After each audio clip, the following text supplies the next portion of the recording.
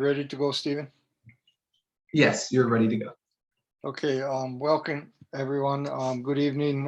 This is Dr. Jason Moniz. I'm Program Manager with Animal Disease Control Branch, Animal Industry Division with the Hawaii Department of Agriculture. Also from the Hawaii Department of Agriculture, we have Dr.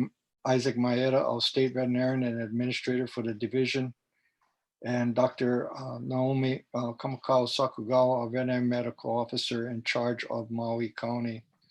Our federal counterparts, I'll introduce Dr. Larry Rossin, the area veterinarian in charge of California, Hawaii, and Pacific Territories. And Larry, if you can introduce your staff.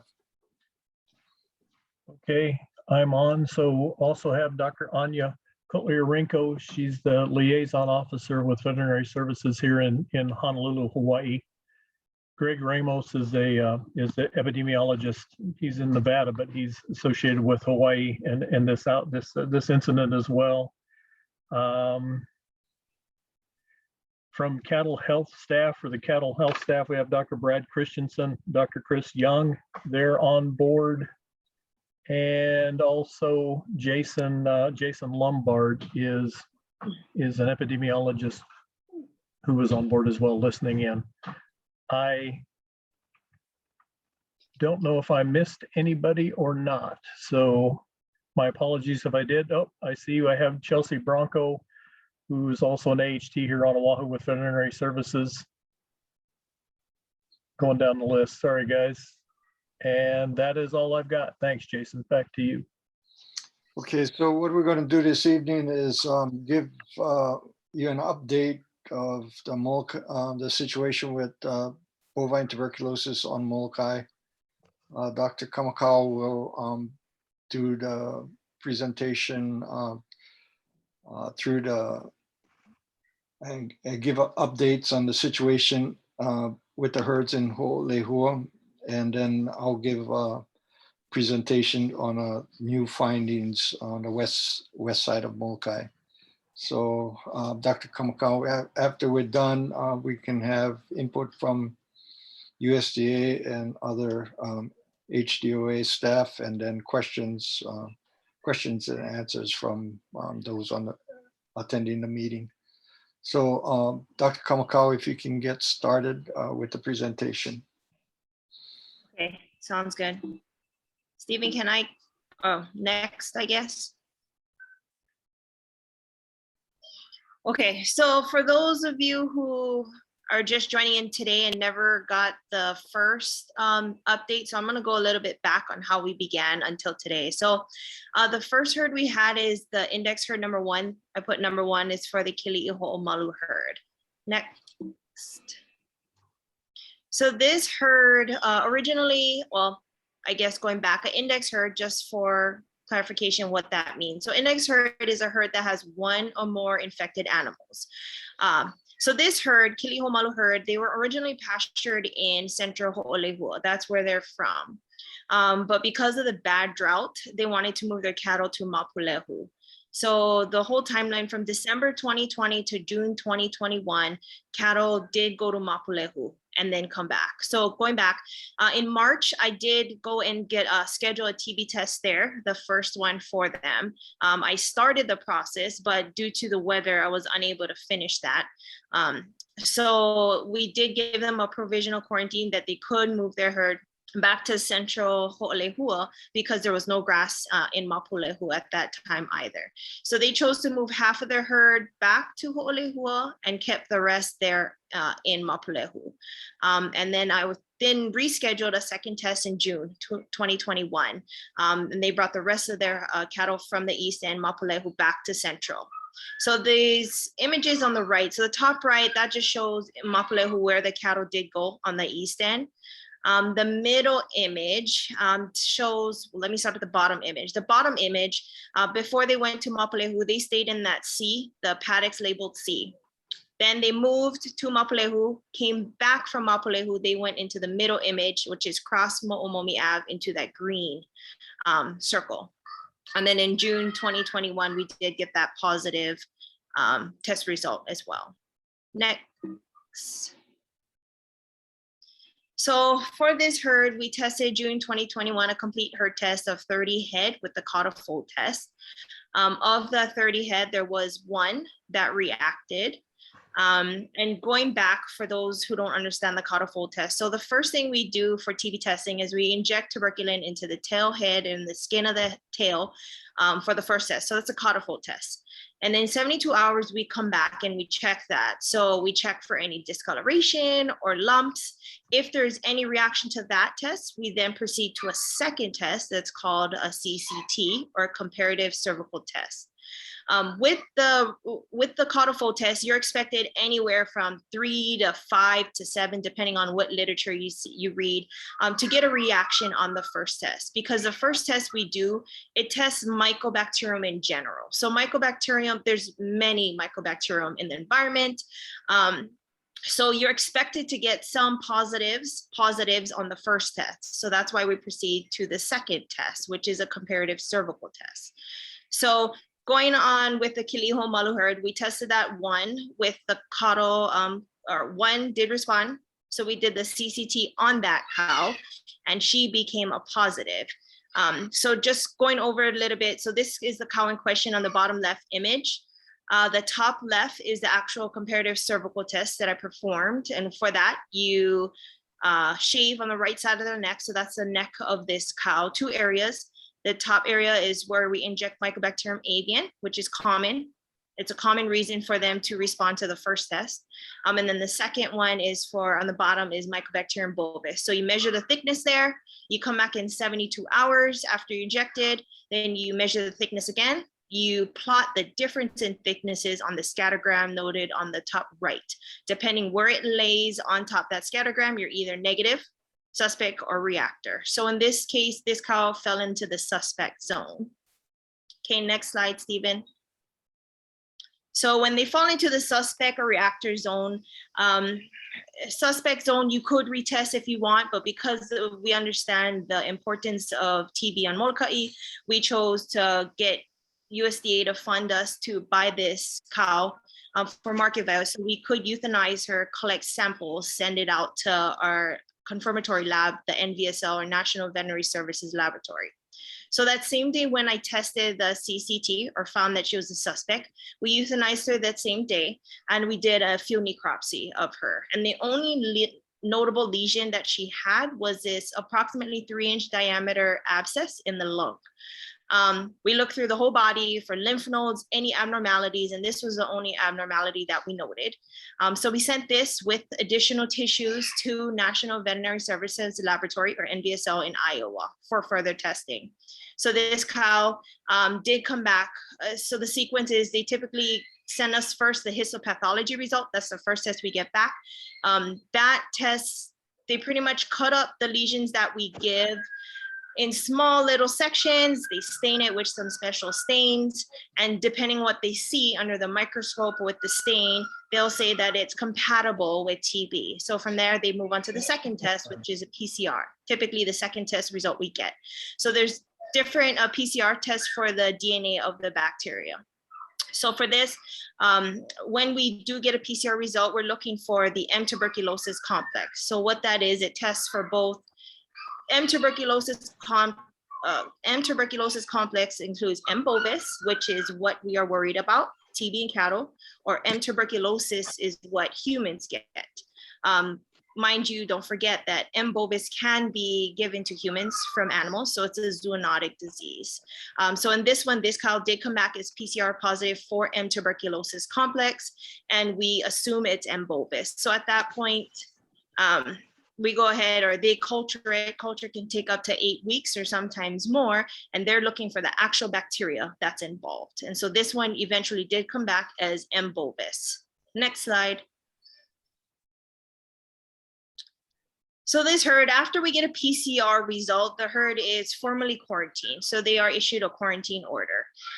With the remaining 29 head that Kiliho Malu had, USDA did end up purchasing indemnity all the cattle so that they would either go to slaughter either to the slaughterhouse or we perform field necropsies and we find lesions, we send it out. So of the 29, there was 6 that did have gross lesions. So gross lesions is when we do a necropsy, we open up tissues, do we see granulomas that is what you see on the image here, nodules, do you see anything that may look like TB?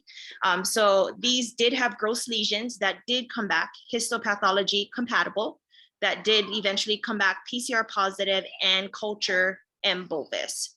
Of those 6 that came back positive for TB, one of those cows did originate from Pu'uhoku Ranch 5+ years ago, and one bull did originate from MHLA, or Molokai Homestead Livestock Association, some time ago as well, several years ago. The bottom is very wordy, but what that is just saying that they did sequence the DNA in the bacteria as well. And what they do is they compare it to their whole NVSL database, because you can tell where it came from in that sense. So this one, it just showed that it was a common ancestor to the endemic Molokai strain of TB. Next. So these are images from the actual slaughterhouse. So this cow was the cow that did come back positive for TB that originated from Pu'uhoku Ranch. So you can see the big lesions in that. This is the head, the back of the head, looking in the back of the head. Those are just big granulomas, big nodules. I mean, these are slam dunk TB, TB positive lesions. Next. This is the same cow, and these are lesions that were found in the lungs. So there's nodules in the lungs, around the trachea, the windpipe. There's lymph nodes all along there. There's lesions in those areas. It was just, there's a lot of lesions in this cow. Next. And this is the bull that was positive. So same, you can tell, like, once we started doing necropsies and finding more TB positive animals, this image of these granulomas really stick in your head. So when we perform necropsies, we're looking for these. Do they always look like that? No. But if we find something like that, it is alarming for sure. Next. So with the Kiliho Malu herd, so once we get a positive PCR, then we got to go and do our investigation. So now we have to go ask the Kiliho Malus, okay, did they send any cattle elsewhere? Did they bring in cattle? From who? That kind of thing. So with the Kiliho Malus, we had to do trace in herd tests. And so we had 2, Pu'uhoku Ranch and MHLA. Next slide. So again, trace in herd, that definition means herds that sold or moved cattle to the index herd, and those cattle were found to be infected. So again, those 2 animals that came from elsewhere, Pu'uhoku Ranch and MHLA, are trace in herd. So for Pu'uhoku Ranch, we had to do a complete herd test. That was performed on September 7th. We tested a total of 43 head by caudifold test. Of those 43, there was 2 that responded to that test. And we went and proceeded to the CCT, and both came back negative, and that's seen on the scattergram on the right. Next. So for MHLA, we went and did a complete herd test for them as well. That was performed on October 5th. We tested a total of 245 head with the caudifold test. Of those 245, we did have 27 that reacted to the caudifold. We went and proceeded to the CCT, and of the 27, 2 came back suspect. So they fell within that suspect zone. So again, we had USDA fund or do a diagnostic purchase of those 2 head so that we could go ahead and euthanize and collect samples, send it out. Next. So for those 2, we necropsied them the same day. One did not have any gross lesions, but we still did submit samples out to NVSL. The other cow, this one in the image, did have a splenic mass, or not splenic mass, splenic abscess. Of course, I sent that out to NVSL along with other tissue samples, and they came back not compatible with TB. So they're released, no quarantine or anything for them. Next. So contact herds for Kiliho Malus, that's who we had to test next. So for Kiliho Malu, there was 2, Decoit and the Haban/Pakala. And I'll say Haban because it's kind of long for that. So we'll say Decoit and Haban. So for the Decoits, A contact herd definition is herd that had commingled, trespassed, or had fence-to-fence contact with the index herd. So this herd was fence-to-fence contacts, and they did have some that trespassed. So on August 10th, we performed 41 CFT tests. Of those 41, there was 3 that reacted to that test, and those 3 did come back negative on the CCT. So he was released in that point. On September 10th, though, he did have 2 heifers that were roaming with Kili'ihomalu herd. Instead of taking those 2 out, mingling them with his herd, and testing them, we chose to have USDA make a diagnostic purchase for those as well, send them to slaughter in the case that they did come back positive, that they didn't spread it to the rest of his herd. So those 2 did go to the slaughterhouse, and there was no gross lesions compatible with TB. So those were negative. Next. So for the Haban or Pakala cattle, this was a contact herd, and I'll kind of go in depth about this one. So prior to Kili'ihomalu's moving their cattle to Mapulehu, Kili'ihomalu, Haban, Pakala, their cattle coexisted on the same paddock. So in the image on the bottom right in paddock C, that's where they were. They were roaming together for a while. When Kili'ihomalu's wanted to move their cattle to Mapulehu, they took them out.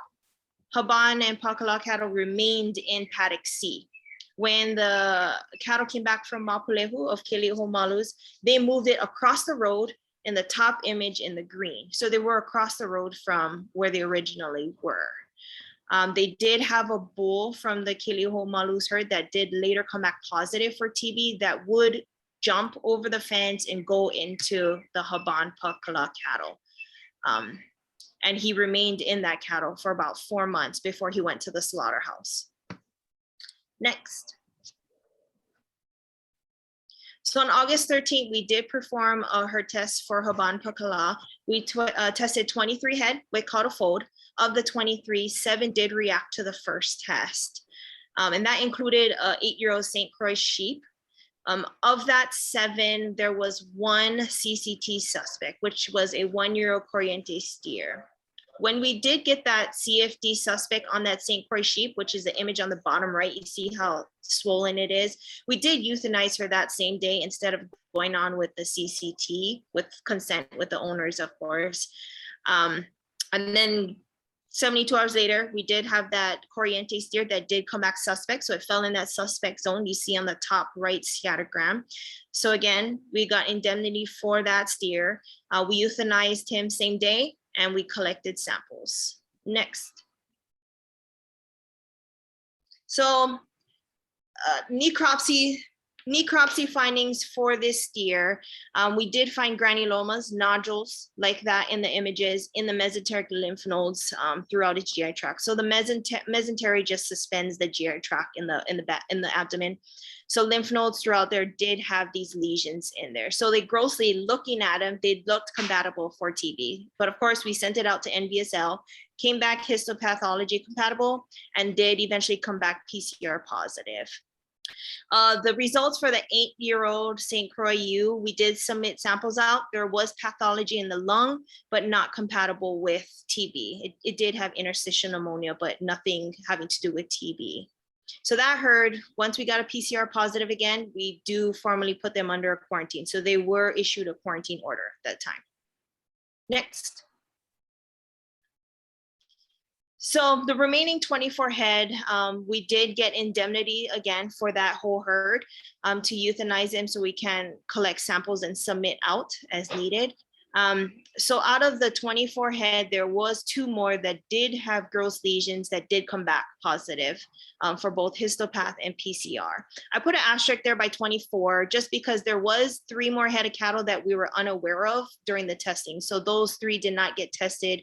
They were held on the same property, but at the landowner's house. Those were orphans, once upon a time orphans. And actually one of those did come back positive. Next. So the index herd, so I put index herd number 2 is the Haban Pakala cattle. So what we did with Kili'ihomalu's, we had to do with them. Baby, can you go to Grams? So with them, we had to go and talk and find contact tracings. We had to get trace in, trace out. We had to do the whole shebang. Can you go to see Gramps? Go, please. So for the Haban herd, there was one contact herd, which is Kelly's. She had goats. And there was one trace out herd, which was the Favoritos, who had both cattle and goats. I'm so sorry. Hello. Here, take my phone. Go, go, go, go, go, go, go. Stay right there. Okay, so I'm so sorry. Okay, next. So for the Kellys, we tested her goats on November 12th. We tested 27 head total. Of the 27, there were 8 that did respond. Of those 8, we did the CCT and those came back negative. I put an asterisk there just because they came very close to the suspect line, and this scattergram is made for cattle, as you can see, for cattle, bison, and cervids. So we were kind of weary about that one being so close. So we did get approved for indemnity so that we could do necropsies and collect samples. And so we did submit samples and results pending, but the results came back not compatible with TB. So she was not quarantined or anything. Next. Favorito was a trace out herd. So trace out herds that received cattle from an infected or positive herd. So Haban them did sell weans. There once upon weans a couple years ago to this herd. So we did have to go test them. We could have tested just the 2 head of cattle, but because they were mingling with goats, they've been with these goats, we decided to test all of them. So on November 12th, we did test 7 head total. That was the 2 head of cattle and 5 goats. Of the 7, there was 2 that responded to the CFT. One was a heifer and one was a goat. And we performed the CCT and they both came back negative. Next. Okay, I'll pass it on to you, Dr. Muniz. Okay, can I have the next slide? So in November, well, when you look at the Kilohumalu herd, everything kind of came together pretty well. The trace back to Mapalehu, the infection of the neighbors all sort of made sense when it was all said and done. It took a lot of work, a lot of testing, a lot of investigation to figure out how that came together. And it looked like we had a focal infection, and it was basically brought under control by the depopulation of those 2 herds. But in November, on November 10th, 2021, swine that had gone to slaughter at the Molokai co-op slaughter plant were detected with lesions. So this picture here shows that large gray oval structures are the lymph nodes. They're very enlarged, and those are typical granulomas like you saw in some of the previous cattle pictures. And this is a swine head opened up from the underneath.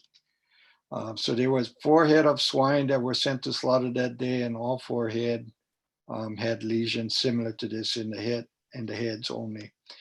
These swine range from 5 months to 12 months of age. All four with lesions. These lesions were grossly compatible with bovine tuberculosis, and USDA Food Safety Inspection Service veterinarians sent those samples off to the National Veterinary Service Laboratory for diagnostics. Next slide, please. So this is a little bit of a busy slide, but basically all 4 samples were compatible with mycobacterosis, meaning that they had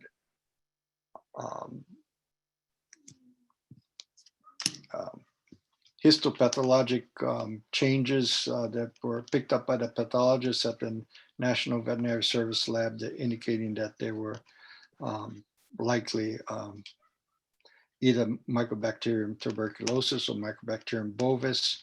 On one of the samples, they did PCR testing where they're looking for the genetics of the type of Mycobacterium, and that put it in the classification of Mycobacterium tuberculosis complex. So again, either bovis or tuberculosis.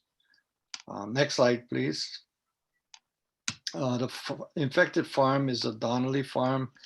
State quarantine was issued for that farm. The quarantine requires that no animals move live from the farm. They can, unless they are moved with a permit to go to slaughter. Uh, we have exposed or neighboring farms or contact farms that are also scheduled for, will be scheduled for testing, or testing is underway to determine if they're also exposed, or they're exposed and infected. Okay, next slide, please. Give you an idea what we're up against. Donnelly Farm, they have about, it says 91 head here. Now they have about 86 head remaining. And from that farm, about 24 head were sent to slaughter between June and November of 2021, and none of them were infected. So we can see this is a pretty recent infection. These pigs are on pasture around the house area in about 37 acres. Besides pigs, they also have cattle. There's 4 head of cattle that are commingled or in the same pastures with the pigs. So they have high interest, and they also have 12 head across the road that does not commingle with the pigs or the other 4 head of cattle. And they also have 5 head of sheep. And then some history on the cattle. 23 head went through slaughter between July and October 2021 with no lesions. So anyway, go ahead, next slide. So next steps for the Donnelly Farm is the cattle herd is scheduled for TB tests right after the first of the year. The swine are scheduled for depopulation. It'll either be through a slaughter plant or on farm. We need to complete contact tracing and contact herd testing. Those herds, adjacent herds, Sakugawa herd, Molokai Ranch. There's some other small herds in the area. We're also completing a trace in and trace out. We'll see if it's, right now we're working on the trace in and trace out of the swine herd. If we test the cattle, we have positive cattle, we'll have to do trace in, trace out for the cattle herd also. The goal is to determine the source of the TB infection. And the questions right now we have is the infection the result of introduction of other livestock to the premises, or contact with infected wildlife. Next slide, please.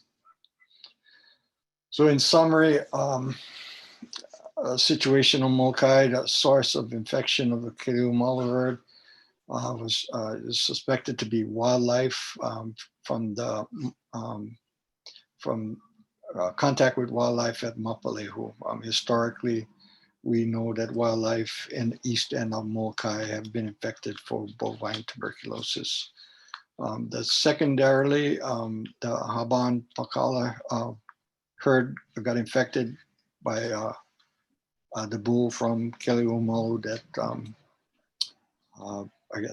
they were used to being herd kept together, and he decided he wanted to go back to that herd. He ended up infecting that herd.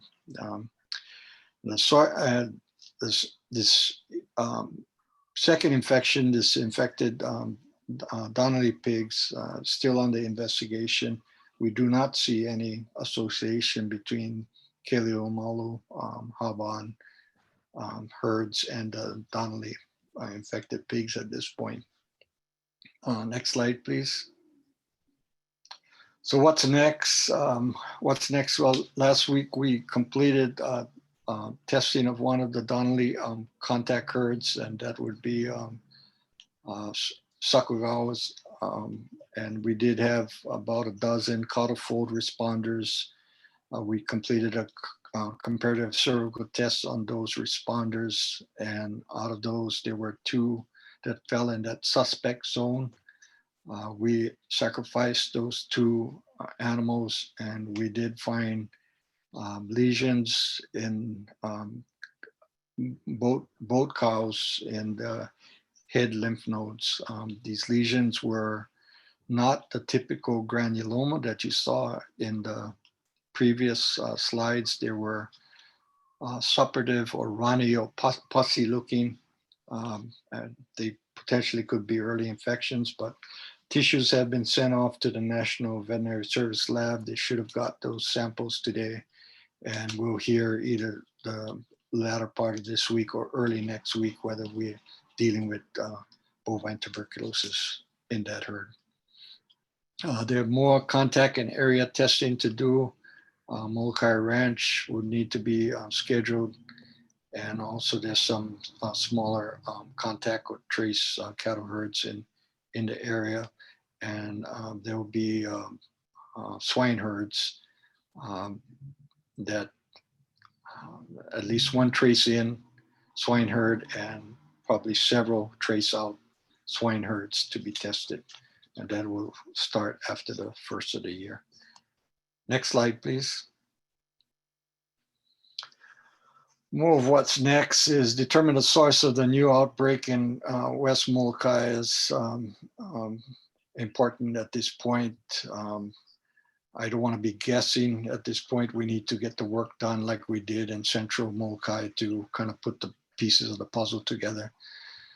We need to complete the Donnelly swine herd depopulation, complete the trace in, trace out testing, contact herd testing. We're looking for resources to address the BTB, the bovine tuberculosis situation on Molokai, given the scope of the work that will likely be required to address the second outbreak. Its second outbreak looks like there was a lot of work in the first outbreak, but the second outbreak might be more extensive. We're also engaging USDA Wildlife Services to address the role that wildlife may be playing in the outbreaks. We kind of got our hands full with livestock investigations and need a wildlife entity like USDA Wildlife Services to assist with wildlife surveillance. So the two, the work can be going on concurrently. We are also going to be having discussions with USDA Veterinary Services regarding the status of the TB status for Molokai and also for the state of Hawaii in general. And a big question, we know we've had bovine tuberculosis in wildlife for some time. For decades on Molokai, we feel that is the source of infection and spillover in this last few outbreaks. More than likely, the severe drought played a role of bringing wildlife and livestock in close association. And so the big question is there a solution, or can there be a solution developed to address bovine tuberculosis in wildlife on Molokai? Okay. Next, yeah, so that's the last slide. And I guess any comments from other Hawaii Department of Ag staff and USDA staff?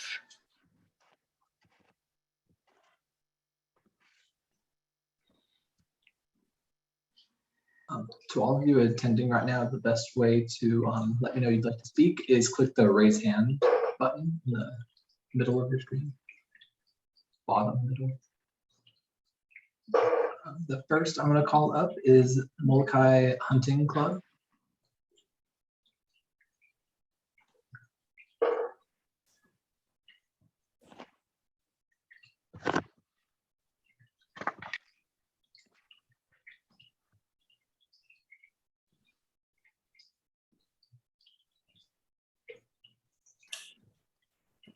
Aloha, can you guys hear me?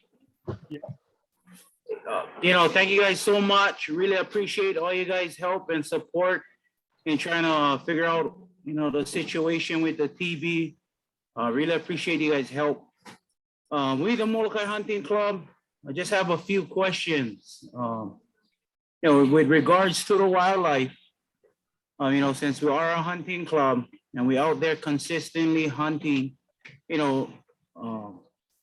is it possible for the Department of Ag to actually start doing an island-wide sampling of the wildlife?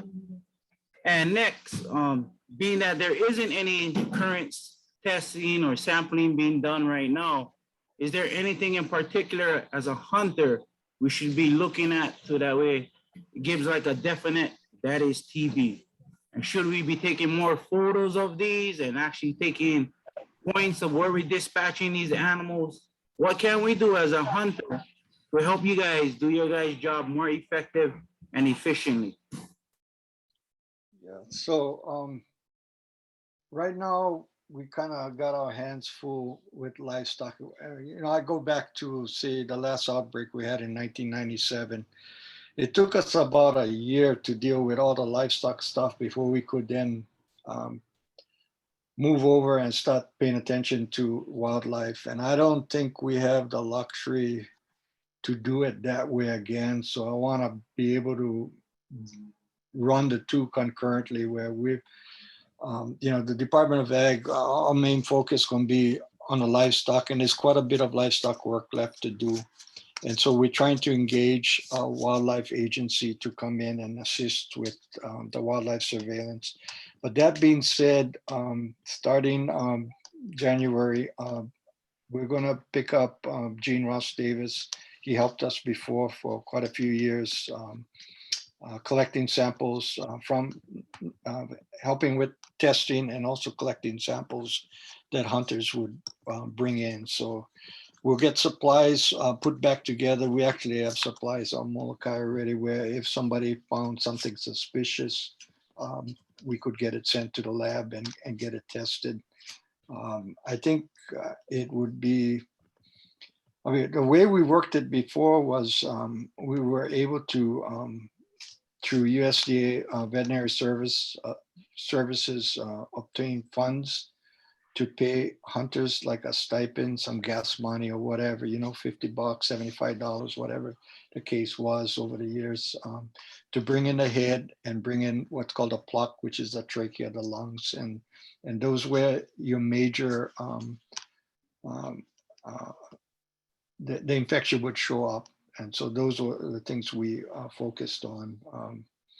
And we probably plan to do the same again. Right now, for me, the questions I'd like answered quickly is Mapalehu, what is the prevalence? What is the situation? How many animals infected in that area right now? Holehua, did we get any spillover into wildlife? Do we have any wildlife infected? And west end of Molokai, because now we got this new outbreak in west end of Molokai. Do we have wildlife infected? Luckily, there've been some axis deer harvest at the slaughter plant over the last few years, and they've gone through quite a few numbers from Pohoku and also from the west end of Molokai. So there's some confidence there that we have not been seeing infection in the axis deer from those two areas. That being said, we didn't see any infection in cattle too up until a couple months ago. And then all of a sudden it's just coming. Yeah. So anyway, so I think right after the first of the year, we'll meet with Dr. Rawson and his staff again, and hopefully we can come up with some funding to support that. And if we fall short of that, we don't have funding, something we can do is meet with you guys and kind of go over, like you asked, what to look for. It's not, when the lesions are so obvious, it's not too difficult to find. And then, like I said, we'll have Gene Ross in place come January 1. And, he can be dispatched, or stuff can be brought to him to dissect out too. He's got a lot of experience and he knows what he's looking for. So, okay. I don't know if I answered all your questions, but back in 98 through 2012, we did about just under 1,000 head of feral swine, and about close to 700 axis deer, just under 200 feral goats, and a bunch of mongoose. We only found infection in the east end, 2 miles east and 2 miles west of Ualapui. That's where the last 97 infected cattle herd was.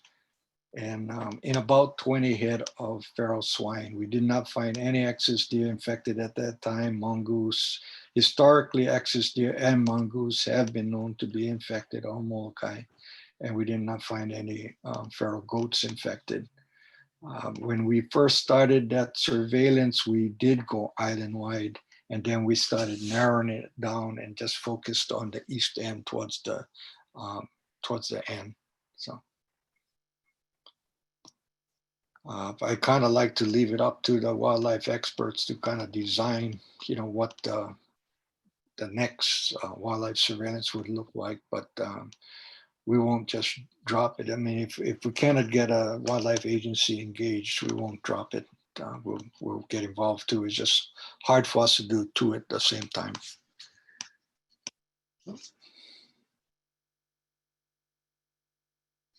Hey, Justin, did that answer your question? Yes, that did answer my question. Thank you very much. And the hunting club is here to help with the problem and be a part of the solution. So please, if you guys do need us, Omi, you got my number, can reach out, and we're just trying to help with this problem. So appreciate it. Thank you guys for your hard work. Thanks, Justin. And the other things I might just add is, you saw those images that I had posted, on this PowerPoint. If you see anything obvious like that, take pictures, because when you folks tell me there's some things, it may get mistaken for another organ. So yeah, if it's not going to hurt, take a picture, send it to us via email, or, and the biggest thing you can't forget is that TB, bovine tuberculosis, can be transmitted to humans. Yeah. So if you see that, I wouldn't risk it eating any of that animal if you did see any of that lesions. And then after that, it's just basic common sense. Yeah, wash your hands, that kind of stuff. But yeah, like Dr. Moniz mentioned, coming January 1st, we'll have help there, and that's going to be a big thing, just because right now it's hard. Being that nobody's there on Molokai, before we did, and they could go out, collect samples and whatnot. But right now it's hard. And this is definitely the time we need that. So I would say when come January 1st, that's definitely when we will need a lot of community help like you folks. So I'm sure we'll be reaching out to you. Thanks, Justin.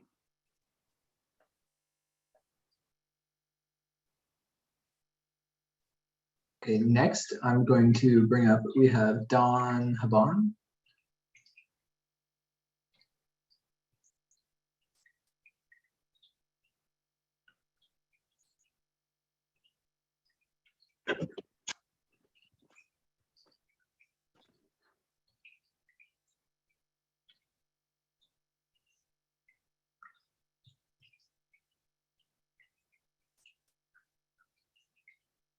Mr. Haban, if you could just unmute yourself. Perfect.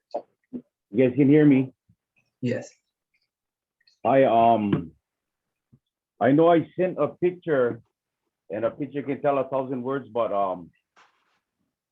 if that picture that I sent to Omi and Akai, would that look kind of like the TB in swine, wildlife?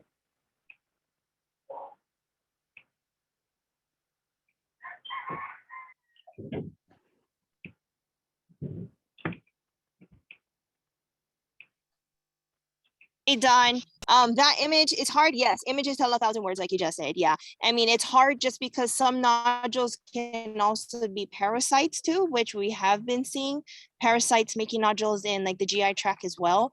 But I would say don't stop taking pictures. Definitely keep sending them our way. Yeah, but if you see any obvious lesions like those that we had the images on, definitely take a picture of it. Don't eat the animal. At least I wouldn't. And just, yeah, did that answer your question, Don? Might have not. Yeah, it did. Thank you. Don, Jason, yeah. If you look at the slides we had on here, almost all those lesions were found in the head, yeah, and then some of them, then around the trachea, between the lungs, yeah, what we call the pluck. Those were the two sets of tissues that we're collecting, when we did the wildlife surveillance in the past. To find an abscess in a remote muscle or something like that and not have anything in the head, not have anything in the lungs is kind of unlikely that it would be bovine tuberculosis, because they tend to, enter either the mouth or the respiratory system and then infect those lymph nodes that drain the head. And then if they end up in the lungs, then they affect the lymph nodes that drain the lungs, yeah, around the trachea. We can also have some lesions in the digestive tract. So when you open up and you look at the guts and stuff, there, in the connective tissue between the guts is actually a bunch of lymph nodes in that area there. And some of those lymph nodes can get infected also. We found some along the way, but when you find them in the intestine, they were pretty small. You have to search really, really hard to find those. So, but like I said, we'll have Gene on board come the beginning of the year. And if you have something in question, you can always collect it. And you can see Gene too. I think we still have some hunter kits from before. You can see Gene to, for bags and gloves and stuff like that. If you're going to go out hunting too, and you think you're going to be in an area like, for example, Mapalejo, or an area around you guys' place, we're real interested in that area also, yeah. And Yeah. get some material before you go out to put the stuff in, yeah, and take it back to Gene. If you do get something, when put it on ice. If it's going to take a little while to get to him, then we kind of keep it preserved so it's in good shape when it gets to him, and not, the past surveillance we did, sometimes we get pretty ripe stuff or rotten, and then the lab cannot do much with it. Yeah. Yeah. Yeah. So, yeah. Thank you. Thank you.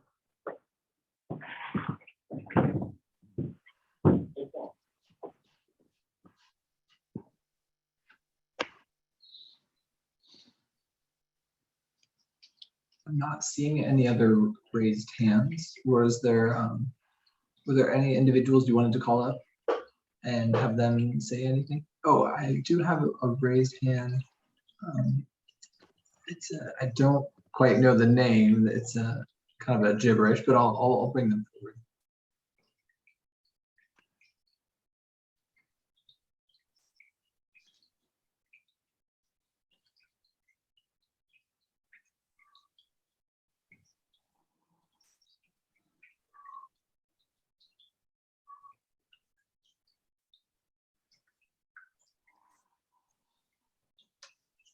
Hello there.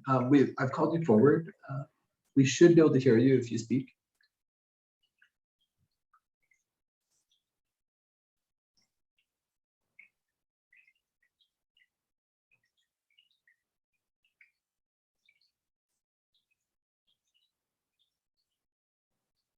You've just muted yourself. If you would like to speak, you can unmute yourself. If not, I'll probably move on to the next person. I'm muted now. Oh, perfect. Perfect. We can hear you. Oh. And it looks like you've muted again.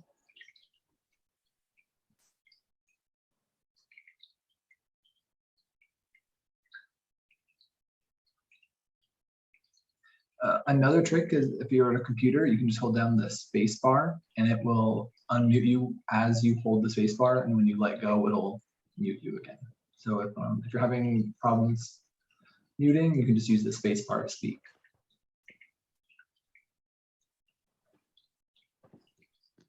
Mute.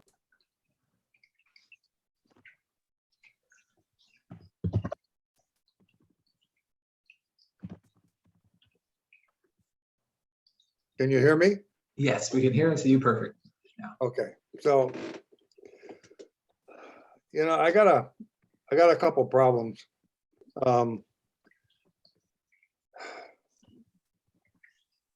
Justin and those guys do a great job. You know, they do a bunch of hunting. I mean, they can take 9, 10, 15 animals out of my place, you know, in one night. We have a problem with Ross, who lives on the other end of the island, and $5.40 for gasoline. So that's, you know, putting it on ice to get all this stuff to him, you know, it's kind of, we have to figure out something a little bit better. We've been down this road and it hasn't worked.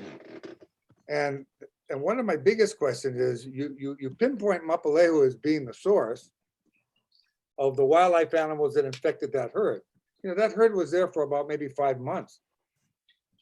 And to come up with the kind of lesions that they showed on those animals, you know, I have a very hard time believing that they got TB at Mapalehu when they were commingled with stuff that had TB in Holehua. So I believe in finding out where it is, and I know that Omi's doing a real good job in trying to do that. But, you know, in the first place, we're never going to get this. I'm kind of rambling here because the state doesn't have any money to support us to do this. So the only way we're going to get this done is to have the federales get involved because they got the money. So unless we get the support from them to come to this island, we're just kicking the same can down the road we did in '85 and then back in '97. So I'm, you know, with all this time that we've been looking at tuberculosis animals on Molokai, I mean, we've got 40 years under our belt and we're doing the same thing. So I know that everybody's trying to work hard to get this done. But, you know, for us who are small cattle ranchers to try to then go bring the herds out of the hill, test them to find out there's nothing there, and send them back out, and, you know, or have a reactor so that you got to be involved in feeding these animals down on the bottom where there is no grass for 7 days. You know, it's a little disheartening to figure out that we haven't moved too far. So hopefully the new plan is going to come up with a lot of new stuff. And a lot of it has to do with financing. I agree with Dr. Moniz. It's all financing. You don't have financing, you can't do a darn thing. So those are just some points. Justin and them do a great job. JC Sakugawa does a great job with his animals. So does Omi. You know, and we're all trying to get to where we have some stable environment for small cattle ranchers on Molokai. But, you know, if you got guys that are having their pigs run out of their pens with piglets running all around and they got tuberculosis, or they may have tuberculosis, I don't know where we're going with this. Just some comments from the gallery. Appreciate the frustration. You know, one of the criticisms I think we've had on Molokai over the years is not having full-time permanent staff over there to deal with the problem. My concern is, you know, trying to get a handle on how widespread the problem is right now.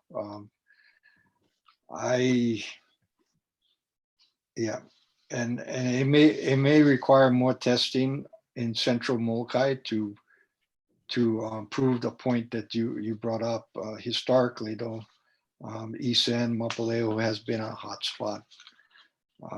We can't ignore that, but yeah. So we started the discussions on, you know, are there enough other resources available to you know, we'll pick up Gene, try to keep him on as long as we can.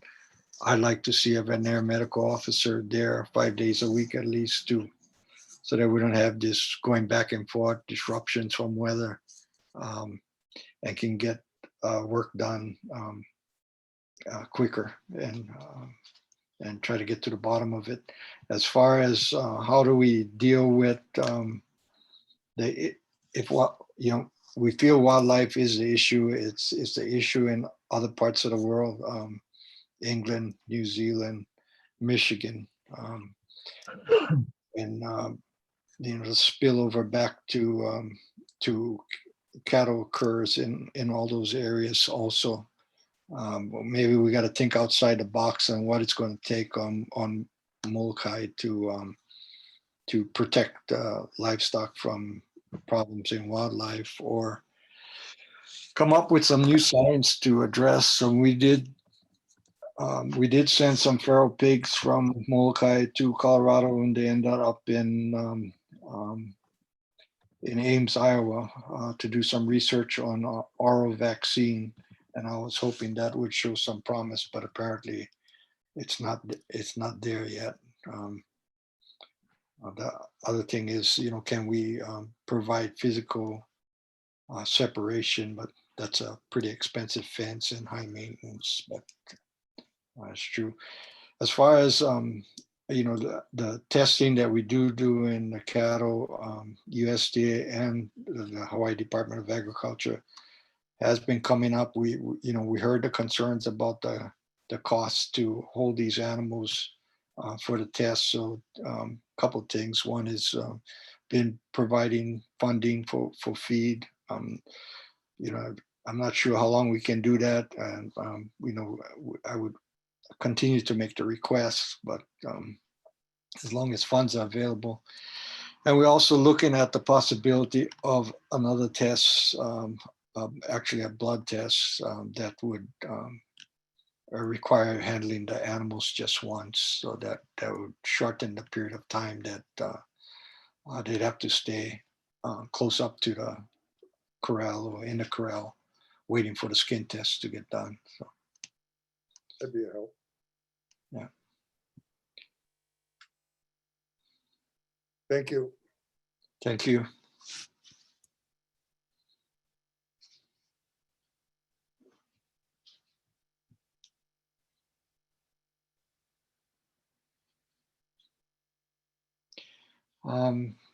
Stephen, there's some stuff in the chat, and I'm not sure I know how to read the chat. Right, I was just looking at that, seeing if any of these people wanted to be called up. So, Omi, you want to read the chat? Yeah, Justin asked, could the drought be a contributing factor to BTB with less health vegetation and more invasive weeds to feed upon? With the 1998 investigation, was the BTB detected more in the drier summer seasons or the winter months? I think we would have to go back and look. I'm of the opinion that the drought has is a big factor in this outbreak. If nothing else, it's drawing, I think, the wildlife and the livestock closer together. And like you mentioned, the health status of the animals is poor also. When they're poor like that, then the immune system's not functioning as well, and chance for infection goes up. As far as invasive weeds, I don't know what role that would play. If you're eating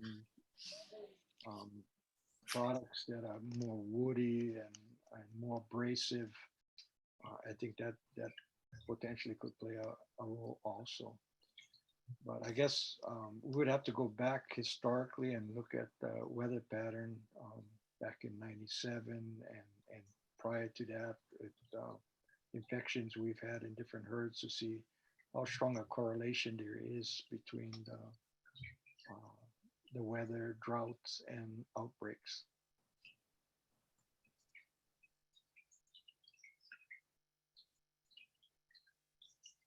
Okay, and the next comment Auntie Adrian put in there was, identifying diseases such as BTB should be incorporated in hunter education classes in our state. Subsistence is our way of life on Molokai, and many hunt deer and slaughter in the field or home slaughter. It'll be a good thing to be able to ID possible BTB.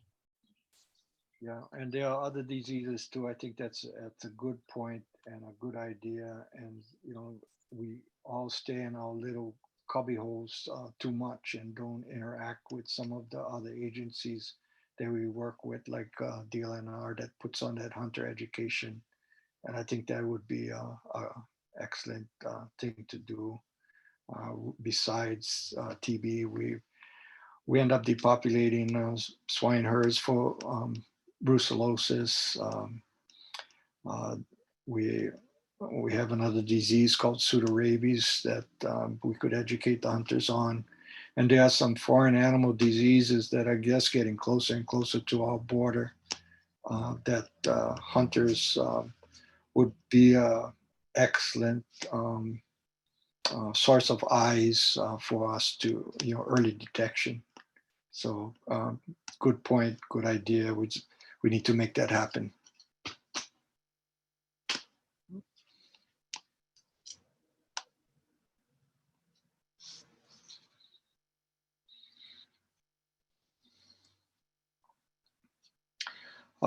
As far as these meetings, I get a little bit more comfortable each time. I don't know if I'm going to have Omi's help the next time, but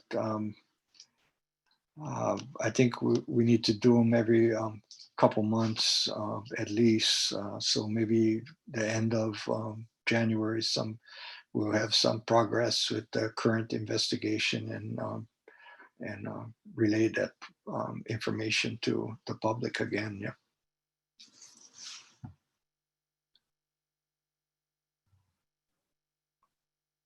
Okay. Anybody got any other questions, or staff have any comments they want to make, or information to bring up, ideas? Uncle Kip, you had a question?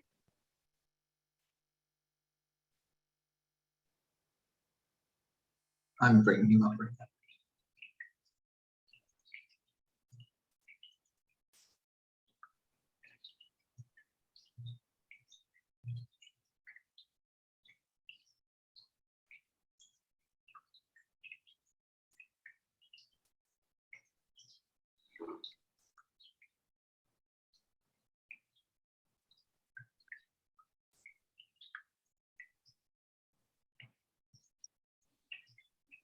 Thank you, Jason. Thanks so much for a great presentation, and thanks everybody, the producers, for good discussion. I agree with you very much, Jason. We had that last meeting in beginning of September, end of August, and waited until now to have this one. And I think there were some reasons for that, but I think you're right on the money. We need to have these every couple of months at a minimum. So end of January, beginning of February would be a good time. There'll be to have the next one.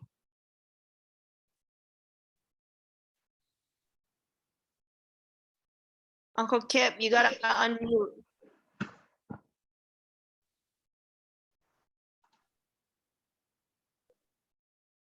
Uncle Kip, I see you talking. We cannot hear you. I can hear you. Oh, okay. Now we can hear you. Yeah. So there was supposed to be a meeting on the 15th, and I only happened to find out about it because Leslie happened to open the dispatch, and there it was. How are we going to transmit, future meetings as to when they're going to be and what they'll be at? I didn't know. I really didn't know until I got to the 15th meeting that was canceled. It was then going to be on the 20th. So I'm just curious. I guess we need to get it out a little bit more. And I know it was a rough time over the last week. I'm so sorry for your house. It was frightening. So anyway, I would like it so that we could have more meetings and they be well documented as to when they're going to happen. I hear that, and sorry about that. We actually canceled the 15th because there was a conflict with a bunch of producers, and then it was kind of quick to try to get the 20th announced. So I'm not. Stephen, you know how many participants we had the first meeting versus this meeting? I don't know. I know I reached out and I've added a good number of people to this second meeting. I would say probably double. I don't know how many would have been gone to the first one. I think that's about right. I think if we missed a lot of people, then maybe we should just have that third meeting sooner. Maybe mid to third week of January or something, just so we can catch everybody up. Yeah, it got a little bit clumsy trying to put this together, so we'll figure out how to do it better going forward. Great. Hey, Stephen, Yes.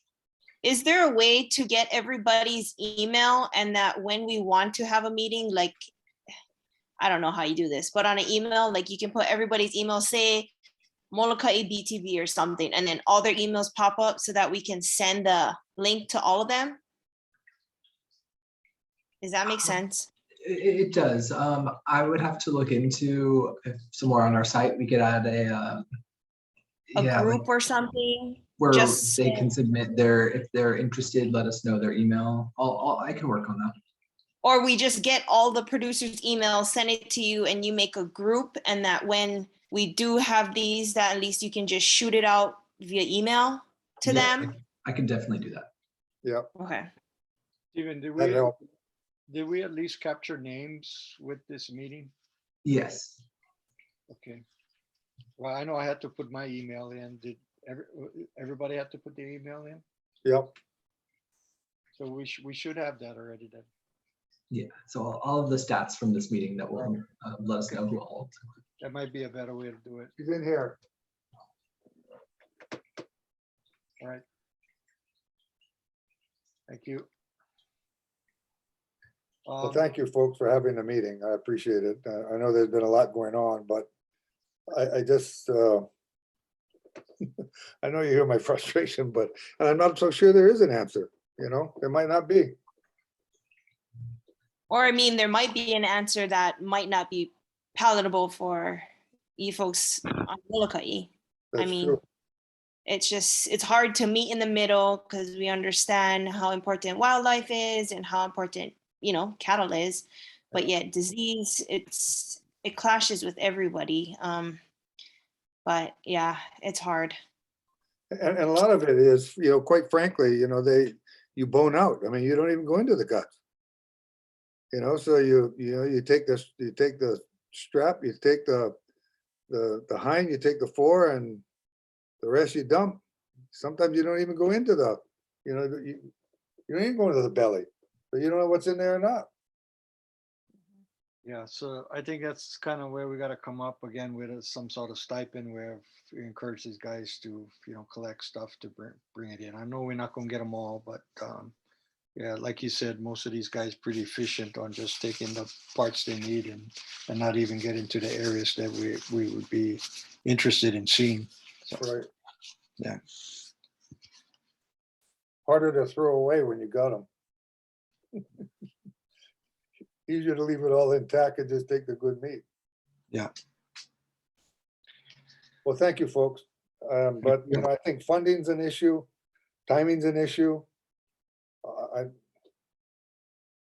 Our slaughterhouse is an issue. I mean, what if you got to depopulate your herd? You got to dig a hole in the ground and bury everything because you can't do it at the slaughterhouse. There's quite a bit of complications. Yeah, we're working on those. We try to, if we got to depopulate our herd, try to keep these folks as whole as we can. Try to get some money back to them. And the slaughterhouses play a critical role there.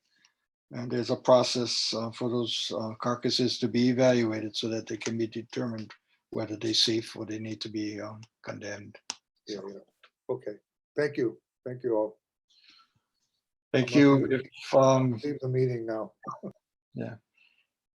Unless we got other questions, I guess we can end the meeting, Stephen. And we'll go ahead and schedule one towards the end of January sometime. Okay. I'm not seeing any more raised hands from the public, so we should be okay to end. All right. Thank you, everyone. Thank you. Thank you.